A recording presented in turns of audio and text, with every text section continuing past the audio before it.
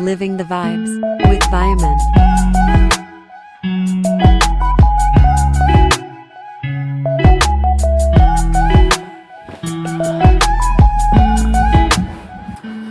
Hello, ladies and gentlemen, and welcome to the fourth episode of Living the Vibes. I'm your host, Vitamin. So, Living the Vibes has one main goal, and that is very simple. Just giving you the best and the most positive vibes that I could. So that means that sharing stories or discussing trending topics or even sometimes reading books like today. So one of the most famous and the most interesting books of all time, I'm pretty sure that you have all heard it, that is Beauty and the Beast. But we're gonna do it not in an old school with a real paper book. We're gonna read it in a Gen Z style from the tablet. I'm not gonna read the whole book, despite that it's very short one, only about 40 pages. I'm gonna read a part from the beginning, somewhere from the middle, and the end. And after the end of this, if you like it, you might tell me, and maybe I can do another podcast of reading books. So enjoy. Beauty and the Beast. Once upon a time, in a very far off country, there lived a merchant who had been so fortunate in all his honored kings that he was enormously rich. As he had, however, 6 sons and 6 daughters, he found that his money was not too much to let them all have everything they fancied, as they were accustomed to do. But one day, a most unexpected misfortune befell them. Their house caught fire and was speedily burnt to the ground. With all the splendid furniture, the books, pictures, gold, silver, and the precious goods it contained. And this was only the beginning of their troubles. Their father, who had until this moment prospered and always suddenly lost every ship he had upon the sea, either by dint of pirates, shipwreck, or fire.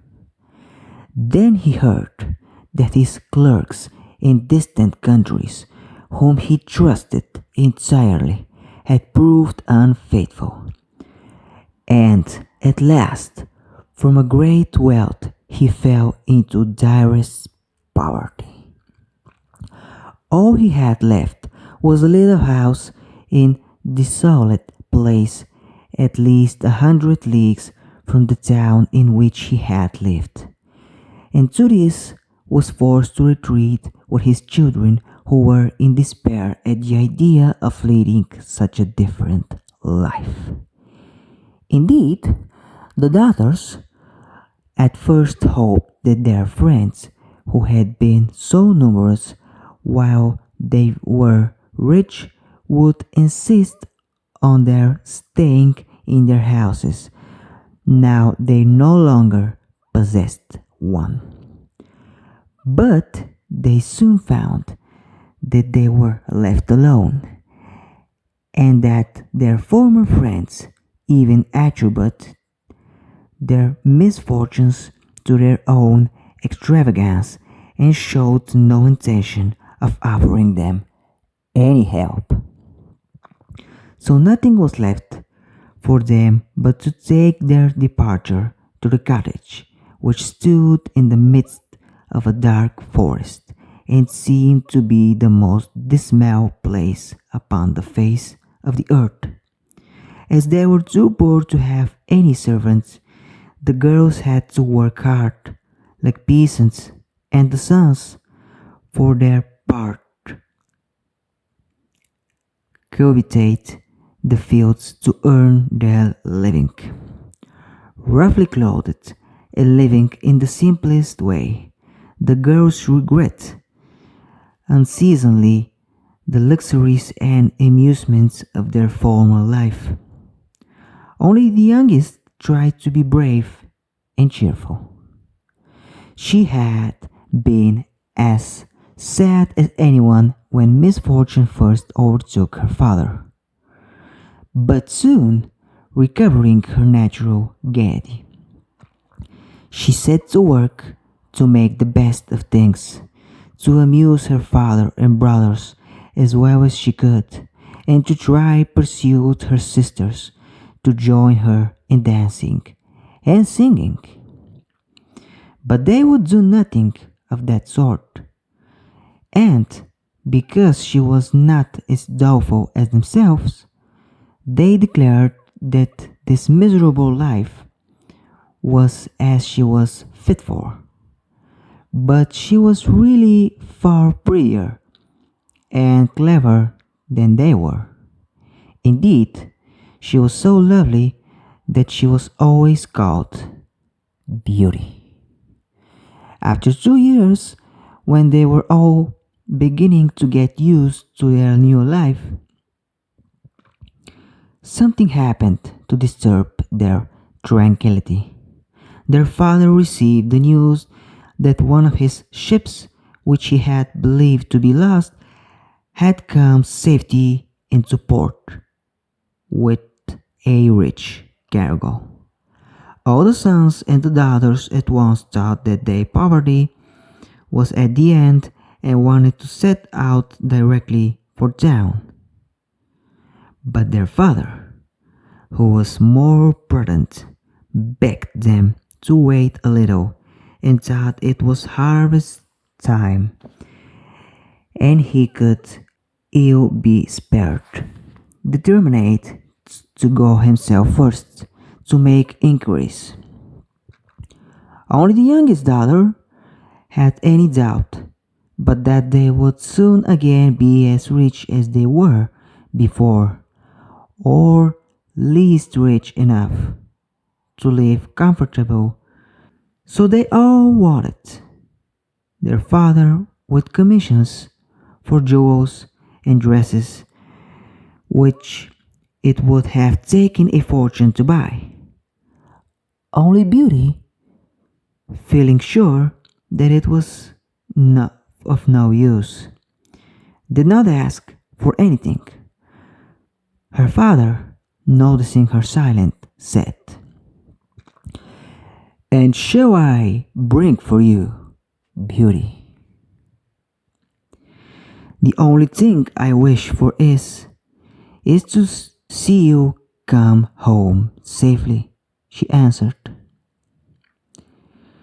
But this reply vexed her sisters, who fancied she was blaming them for having asked for such costly things.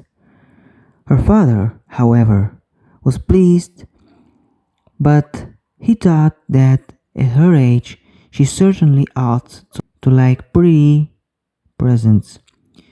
He told her to choose something. "Well, father," she said, "as you insist upon it, I beg that you will bring me a rose. I have not seen one since we came here, and I love them so much." So the merchant set out and reached the town as quickly as possible, but only to find that his former companions, believing him to be dead, had divided between them the goods which the ship had brought. After 6 months of trouble and expense, he found himself as poor as when he started, having been able to recover only just enough to pay the cost of his journey.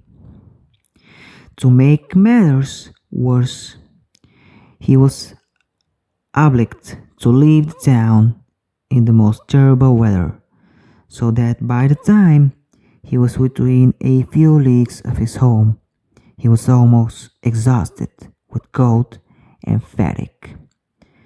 Thought he knew it would take some hours to get through the forest, he was almost so anxious to be at his journey that he resolved to go on. But night overtook him, at the deep snow and bitter frost made it impossible for his horse to carry him any further. Not a house was to be seen. The only shelter he could get was the hollow trunk of a great tree, and there he crouched all the night, which seemed to him the longest he had ever known. Now I'm gonna read you a little bit about when the beauty meets the beast.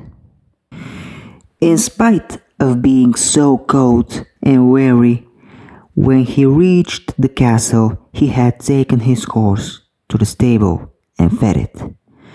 Now he thought he would saddle it for his homeward journey, and he turned down the path which led to the stable.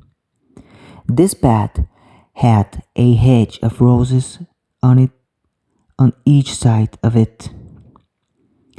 The merchant thought that he had never seen or smelt such an exquisite flowers. They reminded him of his promise to Beauty, and he stopped and had just gathered one to take to her when he was startled by the strange noise behind him. Turning around, he saw a frightful beast, which seemed to be very angry, and said in a terrible voice, "Who told you that you might gather my roses? Was it not enough that I allowed you to be in my palace and was kind to you? This is the way you show your gratitude, by stealing my flowers. But your insolence shall not go unpunished." The merchant, terrified by these furious words, dropped the fatal rose, and throwing himself on his knees, cried, "Please, I am truly grateful to you for your hospitality, which was so magnificent that I could not imagine that you would be offended by my taking such a little thing as a rose." But the beast's anger was not lessened by this speech. "You are very ready with excuses and flattery, but that will not save you from the death you deserve.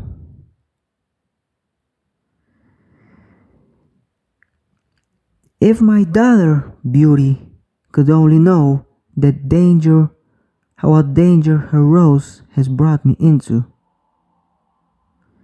And in despair he began to tell the beast all his misfortunes and the reason of this journey, not forgetting to mention Beauty's request. A king's ransom would hardly have procured all that my other daughters asked. He said, but I thought that I might at least take Beauty her rose. I beg you to forgive me, for you see I meant no harm. Good evening, beast. Have you come willingly? The beast said. Will you be content to stay here where your father goes away? Beauty answered bravely that she was quietly prepared to stay. I am pleased with you, said the beast. As you have come of your own accord, you may stay. As for you, old man, he added, turning the merchant, at sunrise tomorrow you will take your departure. When the bell rings, get up quickly and eat your breakfast, and you will find the same horse waiting to take you home. But remember that you must never expect to see my palace again. Do you love me, Beauty? Will you marry me? Oh, what shall I say?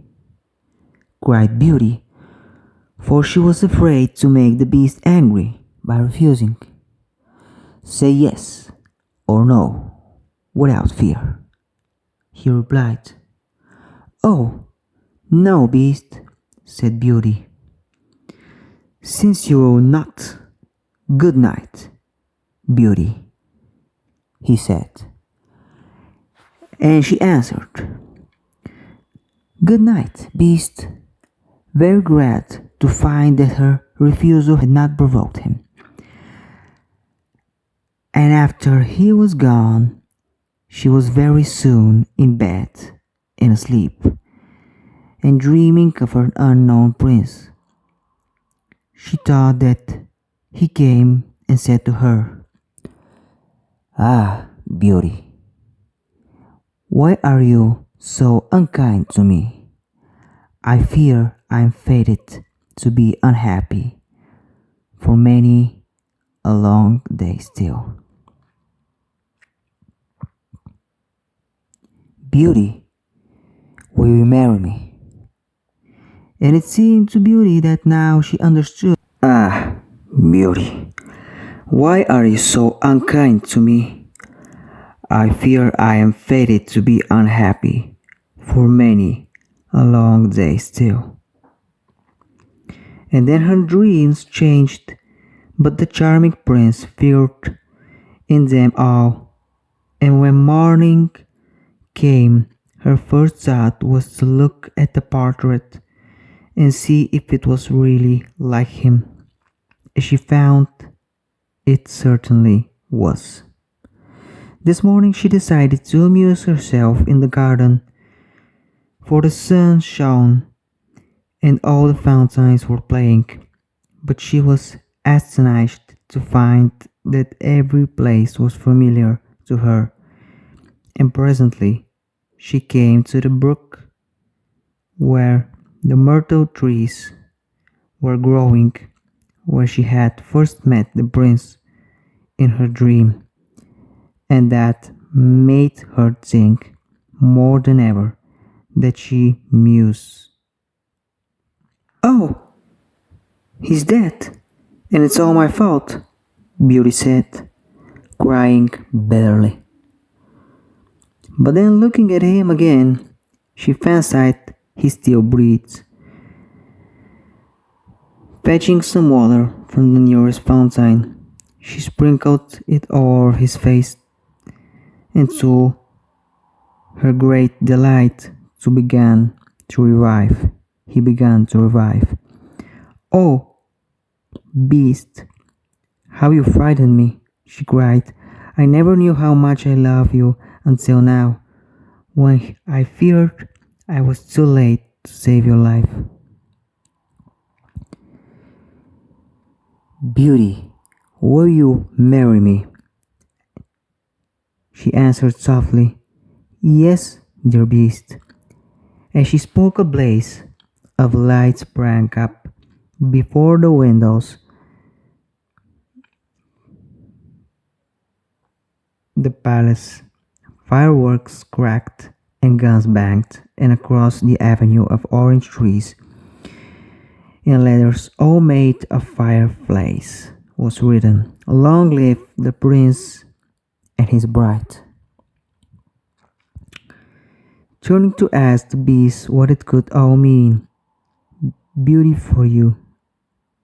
"Well, queen, this is Beauty, who has had the courage to rescue your son. They love one another, and only your consent to their marriage is wanting to make them perfectly happy." "Consent with all my heart," cried the queen. "How can I ever thank you enough, charming girl, for having restored my dear son to his natural form?" And then she embraced Beauty and the prince, who had meanwhile been greeting the fairy and receiving her congratulations. "Now," said the fairy to Beauty, "I suppose you would like me to send for all your brothers and sisters to dance at your wedding."